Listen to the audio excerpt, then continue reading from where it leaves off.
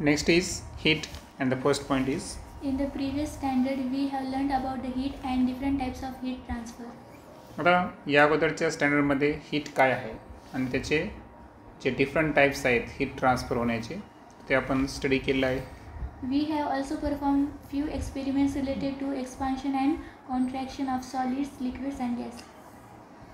आणि त्यानंतर काही एक्सपेरिमेंटसुद्धा आपण स्टडी केले होते की ज्यामध्ये सॉलिड, लिक्विड आणि गॅसियस जे पदार्थ असतात तर त्यांचं एक्सपान्शन म्हणजे प्रसरण आणि कॉन्ट्रॅक्शन म्हणजे त्यांचं अंकुंचन, तर हे कशा पद्धतीनं होतं.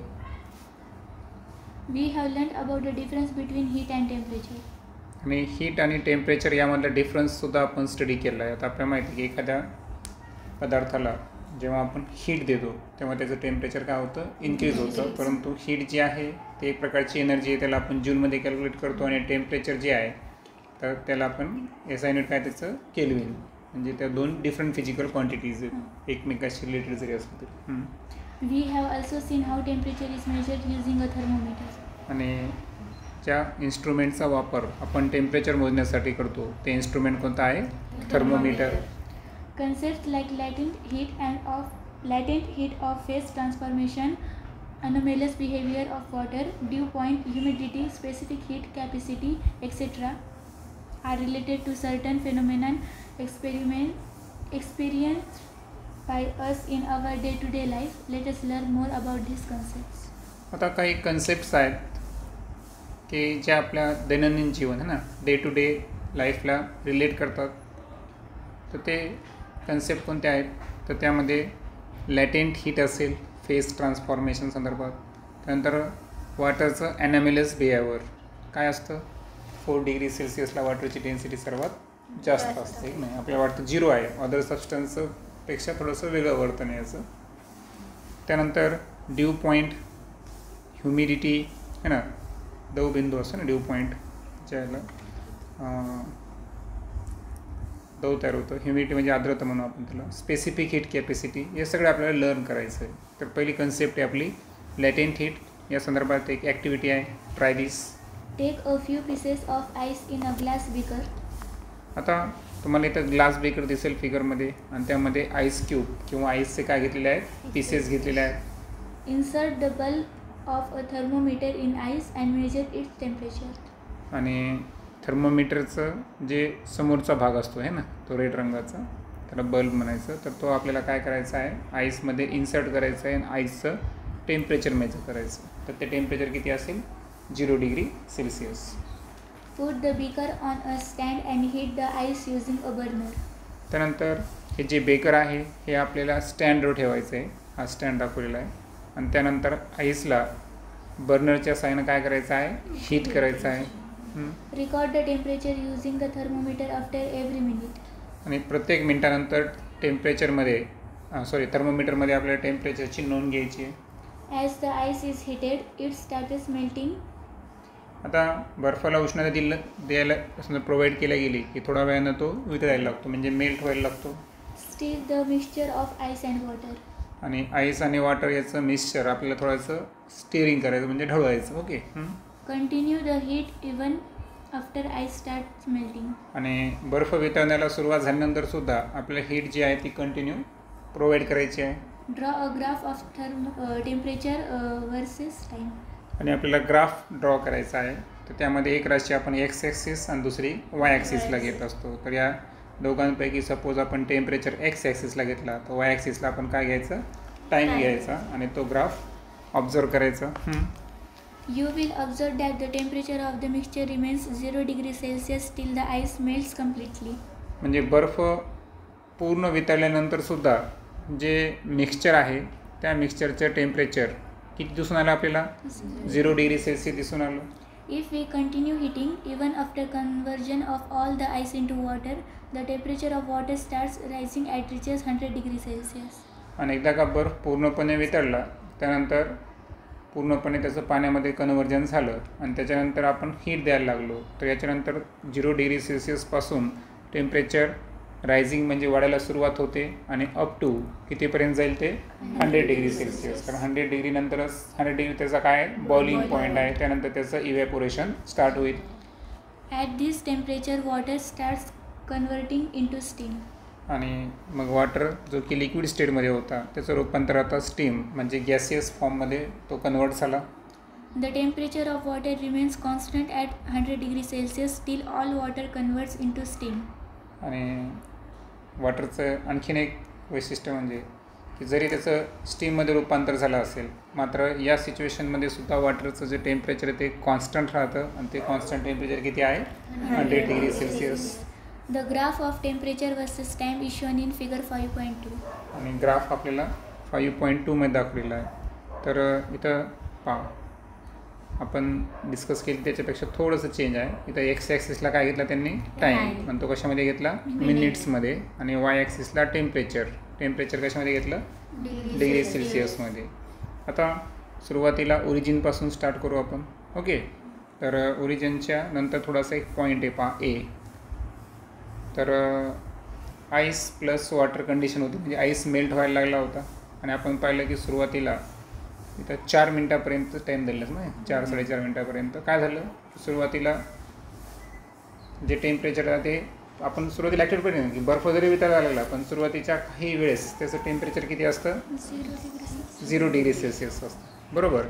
त्यानंतर एकदा का पूर्णपणे वॉटर झालं की तो एकदा का मग टेम्परेचर राईज व्हायला सुरुवात झाली तर पूर्णपणे 100 डिग्री सेल्सिअसपर्यंत जाईस तर त्याचं टेम्परेचर कंटिन्युअसली काय होतं राईज होतं. त्यानंतर लिक्विड वॉटरचं रूपांतर गॅसियस स्टेटमध्ये झालं बरोबर. म्हणजे बॉइलिंग वॉटर असेल किंवा वेपर असेल या दोन्हींचा जो बॉइलिंग पॉईंट आहे किंवा जो टेम्परेचर आहे तो किती आला 100 डिग्री सेल्सिअस. म्हणजे सुरुवातीचं आईस आणि वॉटर आहे ना थंड पाणी या दोघांचं टेम्परेचर किती होतं 0 आणि फायनली जर पाहिलं आपण तर बॉइलिंग वॉटर आणि स्टीम या दोन्हींचं टेम्परेचर किती होतं 100. Okay. In this graph, line AB represents conversion of ice into water at constant temperature. आता लाईन ए बी पहा.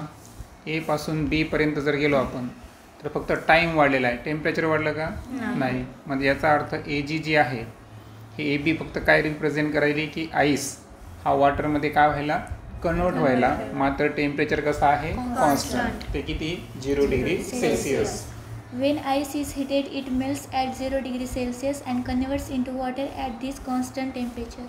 म्हणजे याचा अर्थ आईसला जेव्हा आपण हीट केलं होतं तो मेल्ट झाला 0 डिग्री सेल्सिअसला आणि त्याच टेम्परेचरला त्याच कॉन्स्टंट टेम्परेचरला तो वॉटरमध्ये काय झाला कन्वर्ट झाला. आणि दॅट्स वाय ग्राफमध्ये पाहिलं तर सॉलिड प्लस लिक्विड म्हणजे आईस प्लस वॉटर ही ए बी लाईन आपल्याला रिप्रेझेंट करते. कॉन्स्टंट टेम्परेचरलाच ती पूर्ण प्रोसेस घडलेली आहे. The ice absorbs heat energy during this transition and the absorption of energy continues till all the ice converts into water. आता एखाद्या पदार्थाचं टेम्परेचर जर टप्प्याटप्प्यानं कमी होत असेल तर अशा वेळेस त्याच्यातून हीट काय होते बाहेर पडते हीट इमिट होते. आणि एखाद्या पदार्थाचं टेम्परेचर जर टप्प्याटप्प्यानं वाढत असेल तर अशा वेळेस तो हीट काय करायला ॲब्झॉर्ब करायला. आता इथं जर पाहिलं आपण तर आईसचं टेम्परेचर इन्क्रीज होईल बरोबर आहे का.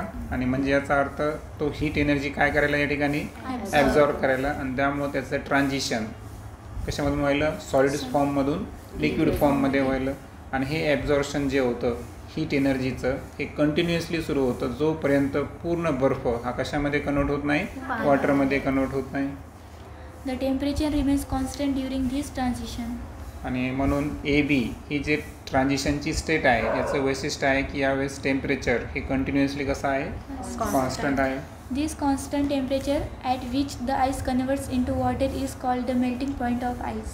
आणि हे जे 0 डिग्री सेल्सिअसचा फेनॉमेना आपण पाहिला कॉन्स्टंट टेम्परेचरला की आईस जो आहे हा कशामध्ये कन्वर्ट होतो आहे वॉटरमध्ये कन्वर्ट होतो. तर त्या पॉईंटला त्या आईसचा काय म्हणू आपण मेल्टिंग पॉईंट म्हणू. Thus, during transition of solid phase to liquid, the object absorbs heat energy, but its temperature does not increase. म्हणजे याचा अर्थ असा झाला की एखादा पदार्थ आहे ओके एखादा ऑब्जेक्ट आहे हा सॉलिड फेजमधून त्याचं ट्रान्झिशन कोणत्या फेजमध्ये होतं आहे लिक्विड फेजमध्ये होत असताना एक गोष्ट आहे की तो हीट एनर्जीला काय करतो ॲब्झॉर्ब केल्याशिवाय तो एका फॉर्ममधून अनदर फॉर्ममध्ये म्हणजे सॉलिड टू लिक्विड व्हायचं असेल तर त्याला हीट एनर्जी काय करावं लागेल ॲब्झॉर्बच करावं लागेल ज्याच्यामुळे त्याचं टेम्परेचर इन्क्रीज होईल. मात्र लक्षात ठेवायचं की हे होत असताना टेम्परेचर जे आहे ते इन्क्रीज होतं का नाही. ती सुरुवातीची जसं आपण आईसमध्ये पाहिलं A to B पर्यंत काय झालेलं आहे, फक्त हीट एनर्जी कंटिन्युअसली ॲब्झॉर्ब झाली. आईसचं रूपांतर वॉटरमध्ये झालं, मात्र टेम्परेचर इन्क्रीज हा फिनॉमिना त्या ठिकाणी घडला का नाही घडला. This heat energy is utilized for weakening the bonds between the atoms or molecules in the solid and transform it into liquid phase.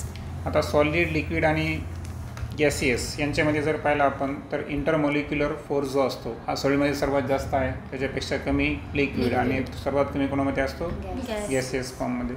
आता होतं काय की मग आपला प्रश्न असा आहे की सुरुवातीला आपण 4 मिनटापर्यंत जी हीट दिली होती बर्फला, बरोबर आहे का, या एक्सपेरिमेंटनुसार, तर या 4 मिनटात मग ती हीट वाया गेली का नाही. तर त्या हीट एनर्जीमुळे जरी टेम्परेचर वाढलं नसेल तर तिचा अनादर काहीतरी झाला असेल, कारण आपल्याला माहिती आहे एनर्जी कन्वर्ट होत नाही. म्हणजे जेव्हा हीट द्यायला चालली आणि टेम्परेचर नाही वाढलं म्हणजे दुसरं काहीतरी काम करली ती, बरोबर आहे का. मग दुसरं काम काय करली ती, तर वॉटरचे जे समजा जे ऑब्जेक्ट आहे त्या ऑब्जेक्ट सॉलिड फॉर्ममध्ये असताना त्याच्या ॲटम्स आणि मॉलिक्युल्समध्ये काय बॉन्ड्स असतात आणि त्या बॉन्ड्सला वीक म्हणजे कमकुवत करण्याचं काम हे कोणी केलं त्या ठिकाणी, हीट एनर्जीनं केलं.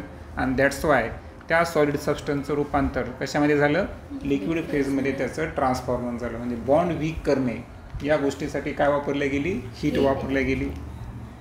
The heat energy absorbed at constant temperature during transformation of solid into liquid is called the latent heat of fusion. आणि पहा फ्युजन आणि फिजन हे दोन शब्द तुम्हाला क्लिअर आहेत, ठीक नाही. आता इथं ओव्हरऑल झालं काय की हीट एनर्जी जी आहे ही हीट एनर्जी ॲब्झॉर्ब केल्या गेली. टेम्परेचर चेंज झालं का नाही, कॉन्स्टंट टेम्परेचरला हा फेनॉमेना घडला. आणि या फेनॉमेनामध्ये काय घडलं की सॉलिड सबस्टन्सचं रूपांतर कशामध्ये झालं, लिक्विड सबस्टन्समध्ये ट्रान्सफॉर्मेशन झालं. म्हणून अशा पद्धतीची हीट जी की कॉन्स्टंट टेम्परेचरला यूज केल्या जाईल, त्या हीट ॲब्झॉर्ब करून सॉलिड सबस्टन्स जर लिक्विड फॉर्ममध्ये ट्रान्सफॉर्म होत असेल तर डेफिनेटली त्या हीटला काय म्हणायचं, लॅटेंट हीट ऑफ फ्युजन. त्याची definition, The amount of heat energy absorbed at constant temperature by unit mass of a solid to convert into liquid phase is called the specific latent heat of fusion. आता पहिली व्याख्या पहिली आपण लॅटेंट heat of fusion, आणि आता एक शब्द याच्यामध्ये वाढला आहे तो आहे specific latent heat of fusion. तर याच्यामध्ये फरक काय आहे, तर फरक याचा एकच आहे की पहिल्या केसमध्ये आपण आईस किती आहे हे आपण विचारात घेतलं का नाही, पण इथं जर पाहिलं आपण तर युनिट मास ऑफ सॉलिड म्हणजे एक विशिष्ट एककात है ना, विशिष्ट प्रमाणात आपण काय घ्यालो या ठिकाणी मास घ्यालो. आणि युनिट मास असणाऱ्या सॉलिडला ज्या अमाऊंट ऑफ हीट एनर्जीमुळं तो कॉन्स्टंट टेम्परेचरला सॉलिड फॉर्ममधून लिक्विडमध्ये होत असेल तर जेवढी हीट त्यानं ॲब्झॉर्ब केलेली आहे युनिट माससाठी, मग ते युनिट मास 1 किलोग्रॅम असेल 5 किलोग्रॅम असेल त्याचा विषय नाही आहे, पण एका विशिष्ट मास असणाऱ्या पदार्थाचं आपण काय करायलो, रूपांतर करायलो सॉलिड टू लिक्विडमध्ये. आणि यावेळेस त्यानं जी हीट ॲब्झॉर्ब केली टेम्परेचर न बदलता, तर त्या हीटला आपण काय म्हणायचं, specific latent heat of fusion. Once all the ice is transformed into water, the temperature of water start rising. आता एकदा का आता हे झालं लॅटेंट हीट ऑफ फ्युजन कुठपर्यंत होता, आपली जी लाईन आहे AB, म्हणजे जोपर्यंत टेम्परेचर आपलं किती होतं 0 डिग्री सेल्सिअस, तोपर्यंत ही कन्सेप्ट आपल्याला लागू होती. आता काय झालं की जे संपूर्ण बर्फ आहे त्याचं पूर्ण ट्रान्सफॉर्मेशन एकदा का कशामध्ये झालं, वॉटरमध्ये झालं की हळूहळू वॉटरचं टेम्परेचर काय व्हायला सुरुवात होईल, राईज म्हणजे इन्क्रीज व्हायला सुरुवात होईल.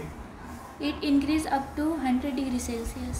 आणि हे टेम्परेचर वाढत वाढत आपण ग्राफमध्ये पाहिलं की वॉटर जे आहे ते लिक्विडमध्ये कन्वर्ट झाल्यानंतर त्याची कॅपॅसिटी आहे कुठपर्यंत आहे टेम्परेचर राईज होण्याची, 0 to 100 डिग्री सेल्सिअसपर्यंत. लाईन BC रिप्रेझेंट करायली की वॉटरचं टेम्परेचर सायमल्टेनियसली काय होत गेलेलं आहे, इन्क्रीज होत गेलं. Line BC in the graph represent rise in temperature of water from 0 degree Celsius to 100 degree Celsius. आणि दॅट्स वाय लाईन BC जी आहे वरच्या ग्राफमधली तर ती रिप्रेझेंट करायली राईज इन टेम्परेचर कोणाचं, वॉटरचं. कुठून कुठपर्यंत, 0 to 100 degree Celsius. Thereafter, even though heat energy supplied to water, its temperature does not rise. आणि 100 degree सेल्सिअसच्या नंतर हीट एनर्जी आपण देत चाललो, देत चाललो, जरी आपण वॉटरला सप्लाय करत गेलो, परंतु वॉटरचं टेम्परेचर 100 डिग्री सेल्सिअसपेक्षा जास्त वाढू शकतं का? नाही. पण हीट तर प्रोव्हाइड केल्या चालली. मग प्रश्न असा आहे की हीट ॲब्झॉर्ब व्हायली का नाही व्हायली? तर आन्सर आहे व्हायलीच. कशासाठी व्हायली? तसं मग तिथं पण बॉन्ड काय होत असेल? वीक होत असेल. आणि वॉटर हे सॉलिड लिक्विड फॉर्ममधून कशामध्ये होईल? गॅसियस फॉर्ममध्ये व्हायला. बरोबर. The heat energy is absorbed by water at this temperature and used to break the bonds between molecules of the liquid and convert the liquid into gaseous state. म्हणून water आता जे heat energy absorb करायला, त्याच्यामुळे temperature वाढायला का? नाही. तर जे बॉन्ड आहेत लिक्विड फेजमधले, तर ते बॉन्ड्स जे वॉटर मॉलिक्युल्समध्ये प्रेझेंट असतील किंवा लिक्विड मॉलिक्युलमध्ये प्रेझेंट असतील, ते बॉन्ड काय होत चालले आता? ब्रेक, म्हणजे तुटत चालले. तिकडे काय झाले होते? वीक झाले होते. आणि आपल्याला माहिती आहे गॅसियस मॉलिक्युल हे कसं असतात? रँडम आहे. रँडम म्हणजे ती इन एनी डायरेक्शन. बरोबर आहे का? आता सॉलिडला परफेक्ट आकार असतो आणि आकारमान पण आहे. बरोबर आहे का? लिक्विडला आकार आहे का? नाही. त्याच्यामध्ये फ्लुडिटी असते फक्त, है ना. आणि गॅसियसला आकारही नाही आणि आकारमान नाही, शेप पण नाही आणि व्हॉल्यूम पण नाही. दॅट्स वाय इथं बॉन्ड 100% काय झाले या ठिकाणी? ब्रेक. तिकडे काय झाले होते? लीक झाले होते. मग ब्रेक झाल्यामुळं लिक्विडचं कन्व्हर्जन पूर्णपणे आता कशामध्ये व्हायलं? Gaseous state. म्हणजे वॉटर कशामध्ये कन्वर्ट व्हायला? स्टीममध्ये कन्वर्ट व्हायला. Thus, during transformation from liquid phase to gas phase, heat energy is absorbed by the liquid, but its temperature does not change. म्हणजे ही आता सेकंड केस आली, आहे की नाही? की ज्या केसला हीट तर प्रोव्हाइड केल्या चालली, पण टेम्परेचर वाढायला का? नाही. मग हीट कशासाठी वापरली चालली? लिक्विड फेजचं ट्रान्सफॉर्मेशन कशामध्ये करायचं आहे? गॅस फेजमध्ये. हीट या ठिकाणी बॉन्ड्स काय करायली? Liquid मॉलिक्युलमधली break करायली. आणि हीट एनर्जी जी आहे ही लिक्विड करून काय केलं चालली? ॲब्झॉर्ब. म्हणजे ॲब्झॉर्ब होणे आणि बॉन्ड तुटणे. अगोदर ते ॲब्झॉर्ब करेल, नंतर बॉन्ड ब्रेक होतील. आणि अशा पद्धतीनं लिक्विडचं रूपांतर कशामध्ये होईल? गॅसियसमध्ये. मात्र temperature constant. The constant temperature at which the liquid transforms into gaseous state is called the boiling point of the liquid. मग ज्या कॉन्स्टंट टेम्परेचरला कोणताही लिक्विड हा लिक्विड फॉर्ममधून गॅसियस फॉर्ममध्ये ट्रान्सफर होत असेल, तर त्या टेम्परेचरला त्या लिक्विडचा काय म्हणला जातो? Boiling point. The heat energy absorbed at constant temperature during transformation of liquid into gas is called the latent heat of vaporization.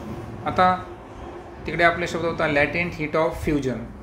बरोबर आहे का? पण इथं जर पाहिलं आपण, कारण तिथं सॉलिडचं रूपांतर कशामध्ये होऊ लागलं होतं? लिक्विडमध्ये. आता इथं जर पाहिलं आपण, तर जी हीट एनर्जी ॲब्झॉर्ब केल्या चालली कॉन्स्टंट टेम्परेचरला, तर यामध्ये लिक्विडचं रूपांतर कशामध्ये व्हायलं?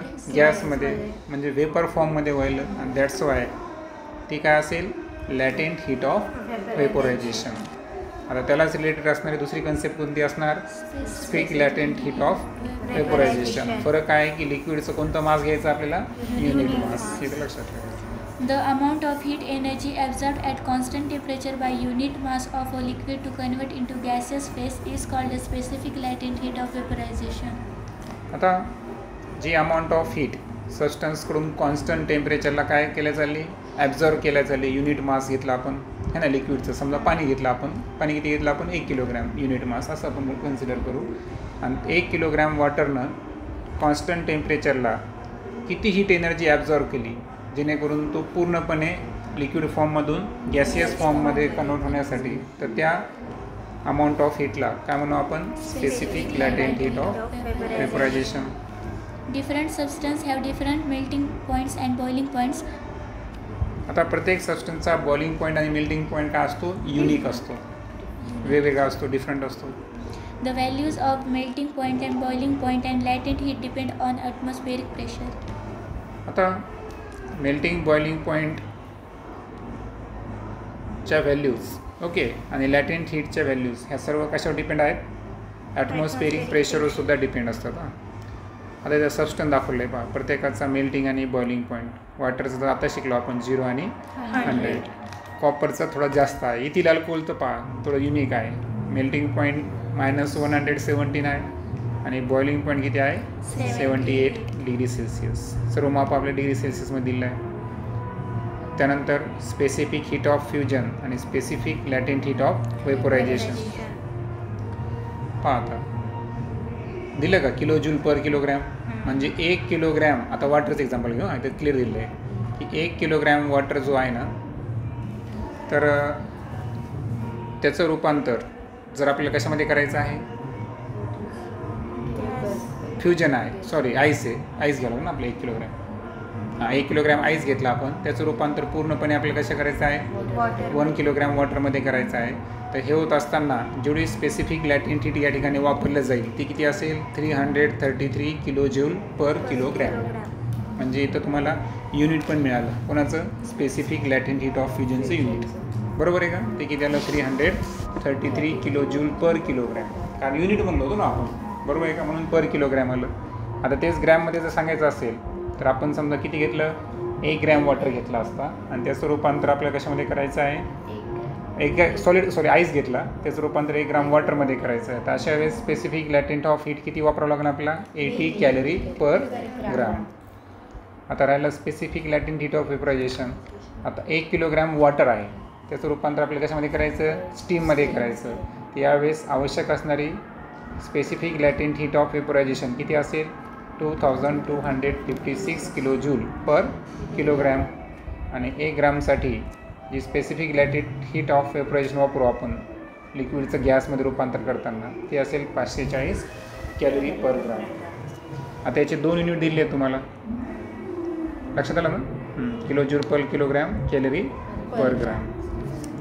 नेक्स्ट व्हिडिओमध्ये आपण रेजिलेशन काय आहे ते डिटेलमध्ये डिस्कस करू.